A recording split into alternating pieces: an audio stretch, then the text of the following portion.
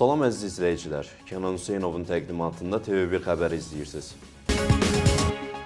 Azərbaycan Respublikası hökuməti ilə İordaniya Haşimlər Krallığı hökuməti arasında 2025-2027-ci illər üçün elm və təhsil, mədəniyyət və incəsənət, gənclər və idman, arxeologiya, səhiyyə və media sahələri üzrə icra edici əməkdaşlıq proqramının təsdiq edilməsi haqqında Azərbaycan Respublikası Prezidenti fərman imzalayıb. Prezident İlham Əliyevin yerli telekanallara dönənki müsahibəsinin yaratdığı böyük rezonans təkcə dövlət başçısının yüksək nüfuzu ilə deyil, eyni zamanda onun toxunduğu mövzuların cəmiyyət üçün xüsusi aktuallıq kəsb etməsi ilə bağlıdır. Prezidentin hər il ənənəvi olaraq verdiyi bu müsahibələr artıq ictimai-siyasi həyatın mühüm hadisəsinə çevrilib və geniş auditoriya tərəfindən diqqətlə izlənilib. Bu müsahibələr bir tərəfdən ötən ilin yekunlarına dair əhatəli hesabat xarakteri daşıyır.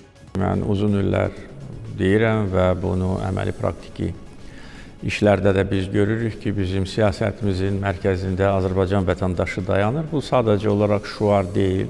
Bizim bütün siyasətimiz həm sosial yönümlüdür, həm də ki, investisiya yönümlü. Hər ikisi arasında çox həssas balans, tarazlıq olmalıdır. Əgər olmasa, onda heç bir ölkə uğur qazana bilməz. İkincisi, həmişə çalışmışam və bugün də çalışıram, populizmdən uzaq olum və mümkün olmayan vədləri verməyim. Mümkün olan, deməli, inkişafla bağlı Azərbaycan ictimaiyyətini müntəzəm olaraq məlumatlandırıram. Və əgər son 20 ilin statistikasına baxsaq, təkcə onu demək kifayətdir ki, minimum əmək haqqı Azərbaycanda 40 dəfədən çox artıb. Prezident İlham Əliyev mediaya müsahibəsində əsas prioritetlər və tövsiyələri açıqlayıb. Prezident İlham Əliyev mediaya verdiyi müsahibə zamanı ölkənin daxili və xarici siyasəti, sosial-iqtisadi inkişaf strategiyası, regional proseslər və informasiya təhlükəsizliyi ilə bağlı mühüm məsələlərə toxunub. Dövlət başçısı çıxışında həm dövlət qurumlarına, həm də ictimaiyyətə ünvanlanan bir sıra tövsiyələr səsləndirib. Prezident İlham Əliyev vurğulayıb ki, sülh və təhlükəsizlik Azərbaycanın ümumi inkişafının əsas şərtidir. Onun sözlərinə görə regionda uzunmüddətli sabitliyin təmin olunması həm iqtisadi imkanların genişlənməsinə, həm də beynəlxalq əməkdaşlığın dərinləşməsinə şərait yaradır. Dövlət başçısı qeyd edib, Azərbaycan bundan sonra da balanslaşdırılmış və müstəqil xarici siyasət xəttini davam etdirəcək.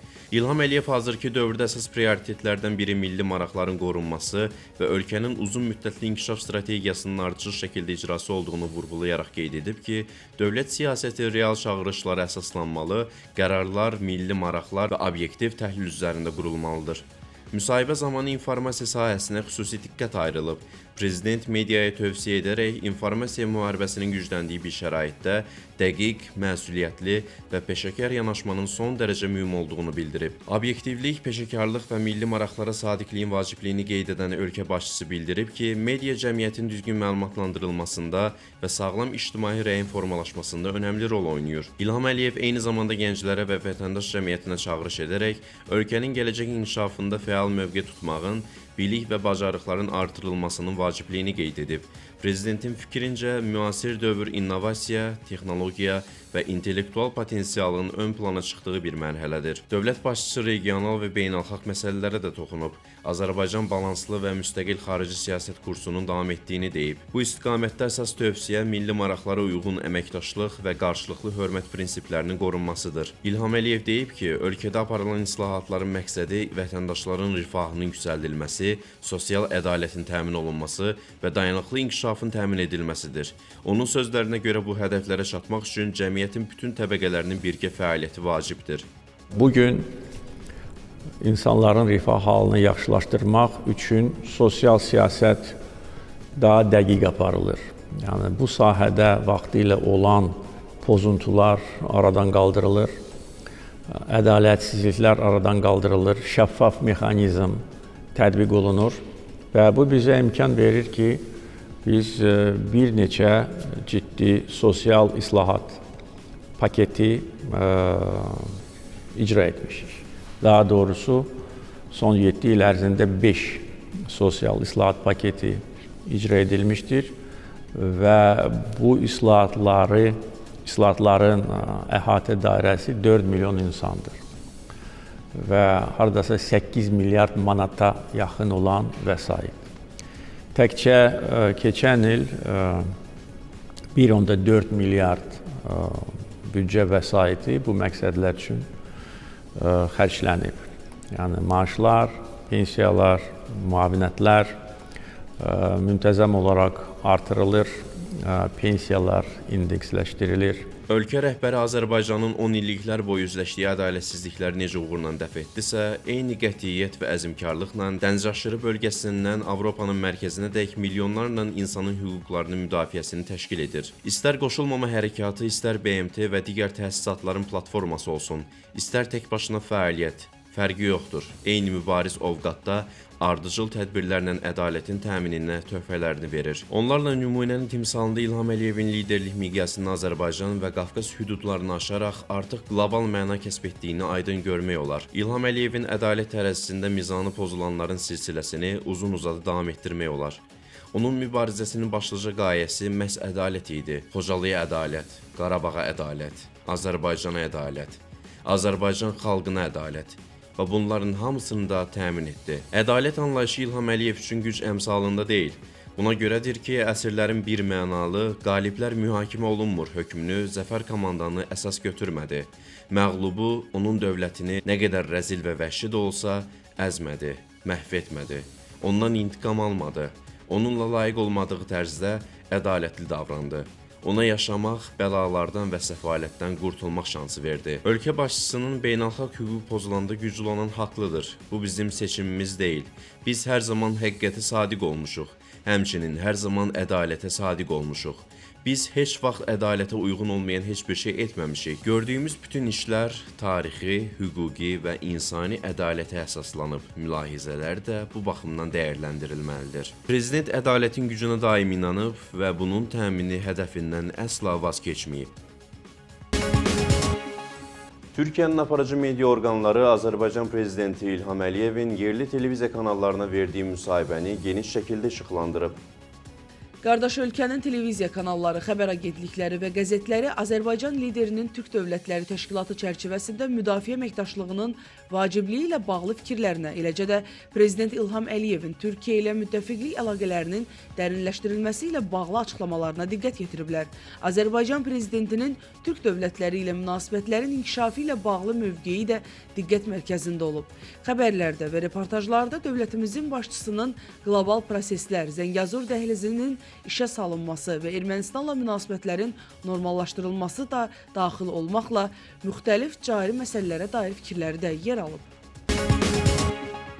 Heydər Əliyev Fondunun vitse-prezidenti Leyla Əliyeva Omana səfəri çərçivəsində Oman Sultanlığının vəliəhdi, Mədəniyyət, İdman və Gənclər naziri Said Tiyəzin bin Haythəm Əl-Səid ilə görüşüb. Leyla Əliyeva Maskat şəhərində Omanın turizmin inkişafı şirkətində bu qurum tərəfindən həyata keçirilən layihələrlə tanış olub.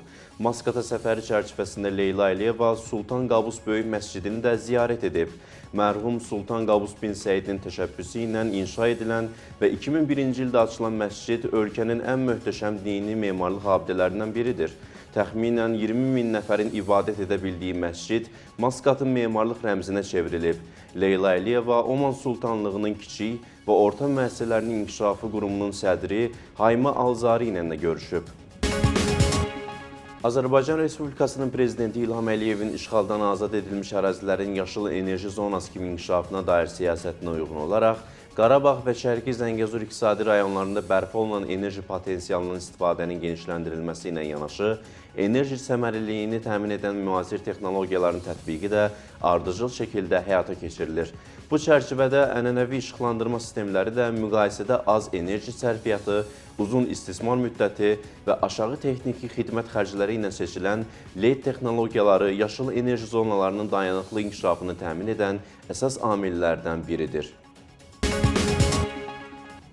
Çinin BMT-dəki daimi nümayəndəliyinin müvəqqəti işlər vəkili San Ley, BMT Təhlükəsizlik Şurasının Venezueladakı məsələyə dair fövqəladə iclasında çıxış edib. Heç bir ölkə dünya polisi kimi çıxış edə bilməz. Heç bir dövlət beynəlxalq hakim roluna iddia edə bilməz. Amerika Birləşmiş Ştatları Venezuelanın suverenliyini, təhlükəsizliyini, qanuni hüquq və mənafelərini əsassız olaraq tapdalamaqla beynəlxalq münaqişələrin sülh yolu ilə həlli prinsiplərini və beynəlxalq münasibətlərdə güc tətbiqi qadağasını pozur. Bu prinsiplər BMT nizamnaməsinin əsas müddəalarını təşkil edir. Beynəlxalq sülhün və təhlükəsizliyin qorunmasının təməl daşıdır. ABŞ öz gücünü çoxtərəflilikdən, hərbi əməliyyatları isə diplomatik səylərdən üstün tutaraq Latın Amerikası və Karib dənizi bölgəsində, hətta beynəlxalq səviyyədə sülh və təhlükəsizliyə ciddi təhlükə yaradır. Çin buna qətiyyətlə qarşı çıxır. Amerika Birləşmiş Ştatlarını beynəlxalq ictimaiyyətin səsini dinləməyə, beynəlxalq hüquqa və BMT nizamnaməsinin məqsəd və prinsiplərinə riayət etməyə, digər ölkələrin suverenliyinə və təhlükəsizliyinə müdaxiləni dayandırmağa, dialoq və danışıqlar yolu ilə siyasi qərarlar yoluna qayıtmağa çağırıram. İndi isə xarici xəbərlərə keçid edək. Karakasda prezident sarayının yaxınlığında aktiv atışma baş verib. Səmada dronlar müşahidə olunub, küçələrdə isə silahlı şəxslər peyda olub. Kütləvi informasiya vasitələrinin məlumatına görə hökumət qoşunları pilotsuz uçuş aparatlarına atəş açıb. Hazırda vəziyyət normallaşıb, Amerika Birləşmiş Ştatları hadisə ilə əlaqəsi olmadığını bildirib. İsrail Müdafiə Qüvvələri Livanın bir neçə bölgəsində Hizbullah və Həməsə məxsus silah anbarlarına və hərbi obyektlərə zərbələr endirib.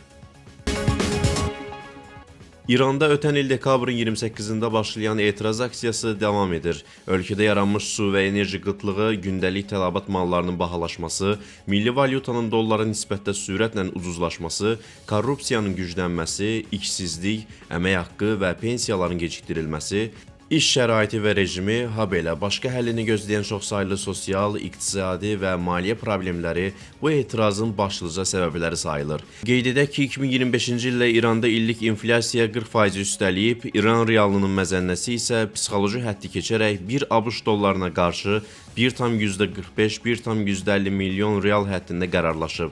Etiraz aksiyaları İranın 31 əyalətindən 26-sında keçirilib. İnsanlar yanvarın 5-də Tehranın müxtəlif rayonlarında küçələrə çıxıblar. Məlumatlara əsasən 1000-ə yaxın etirazçı həbs edilib, yaxud saxlanılıb. Yaponiyanın Shimane prefekturasında baş verən 6,2 ballıq zəlzələ nəticəsində 6 nəfər müxtəlif dərəcəli xəsarətlərlə xəstəxanaya çatdırılıb. Yerli hakimiyyət orqanlarının məlumatına görə zəlzələ zamanı 4 nəfər yıxılaraq xəsarət alıb. Hiroşima prefekturasında da 2 nəfərin yaralandığı bildirilir. Bundan əlavə, təbii fəlakət nəticəsində bəzi ərazilərdə su təchizatında fasilələr yaranıb. Yol örtüyü və binalarda zədələr əmələ gəlib. Şri Lanka 2025-ci ildə rekord sayda xarici turist qəbul edib. Bununla da ölkənin turizm gəlirləri illik rekord göstəriciyə çatıb. Şri Lankanın Xarici İşlər, Xarici Məşğulluq və Turizm naziri il ərzində 2,36 milyondan çox xarici turistin ölkəyə gəldiyini və bunun qeydə alınan ən yüksək nəticə olduğunu söyləyib. Nazir əlavə edib ki, Şri Lankanın 2025-ci ildə turizm gəlirləri 3,2 milyard dollar təşkil edib. Bildirilib ki, noyabr ayının sonunda adaya Ditva siklonunun təsirinə baxmayaraq siyasi dəstək tədbirləri və təşviqat fəaliyyəti sayəsində fəlakətdən sonra turist axını davam edib. Qax rayon mərkəzi xəstəxanasında fövqəladə hallar zamanı davranış qaydaları və təxliyə mövzusunda yanğın taktiki təlim keçirilib. Dövlət Yanğından Mühafizə və Dövlət Yanğın Nəzarəti xidmətlərinin müvafiq canlı qüvvə və texnikasının cəlb edildiyi təlimin keçirilməsində məqsəd tibb müəssisəsinin kollektivinə fövqəladə hallar, o cümlədən yanğın zamanı davranış qaydalarının aşılanması olub. Əvvəlcə təlimin nəzəri hissəsində Fövqəladə Hallar Nazirliyinin əməkdaşları tərəfindən xəstəxananın kollektivinə fövqəladə hallar, o cümlədən yanğınlar zamanı zəruri davranış qaydaları, təxliyə tədbirləri barədə ətraflı məlumat verilib. Bu barədə video şarkılar nümayiş etdirilib. Sonra təlimin praktik hissəsinə start verilib. Belə ki, şərti yanğın zamanı həyəcan siqnalı verildikdən sonra Fövqəladə Hallar Nazirliyinin yanğın xilas etmə bölmələri operativ qaydada hadisə yerinə çataraq xəstəxananın müvafiq personalı ilə əlaqəli şəkildə obyektin təxliyə planına uyğun insanların təhlükəsiz yerə təxliyəsini həyata keçirib. Paralel olaraq yanğınla mübarizə tədbirləri yerinə yetirilib. Habelə şərti xəsarət almış şəxslərə ilkin yardım göndərilib. Təlim uğurla başa çatıb və qarşıya qoyulmuş məqsədlərə nail olunub. Yanvarın 6-sı 20-ci əsr Azərbaycan ədəbiyyatının görkəmli nümayəndəsi, repressiya qurbanı, nakam şair Mikayıl Müşfiqin xatirəsini anma günüdür.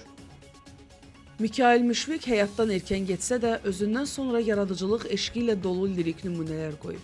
Bugün görkəmli şair Mikail Müşfiqin vəfatından 88 il ötür. Mikail Müşfiqin poeziyasında oxucunun ürəyindən xəbər verən yığcam, lakin dərin məzmunlu ifadələr çoxdur. Həyat həm gülməkdir, həm ağlamaq. Bədbəxt bu dünyada tək yaşayandır. Həyat ondan küsənləri incidər. Nə qədər yaraşır insana gülmək. Rəngarəng mövzuları əhatə edən Mikail Müşfiq poeziyası milli və bəşəri keyfiyyətlərə malikdir. Milli musiqi alətlərimizdən olan tarın konservatoriyada tədrisi qadağan ediləndə şair cəsarətlə məşhur Oxu tar şeirini yazıb. Azərbaycan poeziyasında parlayan, çağlayan bir dağ şəlaləsidir. O romantik şairdir, qəlb şairidir, ilham şairidir. Müşfiq elə sənətkarlardandır ki, vəfatından 88 il keçməsinə baxmayaraq hər zaman xatırlanır, sevilir, əsərləri oxucular tərəfindən sevə-sevə oxunur. Müşfiq qəlbin, ruhun şairi idi. Onun qəlbinin, ruhunun bütün bu meyarları şeirlərində, əsərlərində və şeirlərində yazılmış mahnılarındadır. Mikail Müşfiq şəxsiyyəti milli şüur və vətənpərvərliyin timsalı, yaradıcılığı isə gənc nəslin milli mənlik şüurunun inkişaf etdirilməsi və gənclərimizdə vətənpərvərlik hisslərinin tərbiyəsində əvəzsiz xəzinədir. Qeyd edək ki, Azərbaycan poeziyasının görkəmli nümayəndəsi Mikail Müşfiqin anadan olmasının 100 və 110 illik yubileyləri Prezident İlham Əliyevin müvafiq sərəncamları ilə ölkəmizdə və ölkəmizin hüdudlarından kənarda silsilə tədbirlərlə qeyd olunub. Müşfiq kimi sənətkarlarımız, şairlərimiz var ki, onlar heç vaxt unudulmayacaq. Öz yazarlarıyla, yazdıqları ilə o qəlblərdə, ürəklərdə həmişə yaşayacaqlar.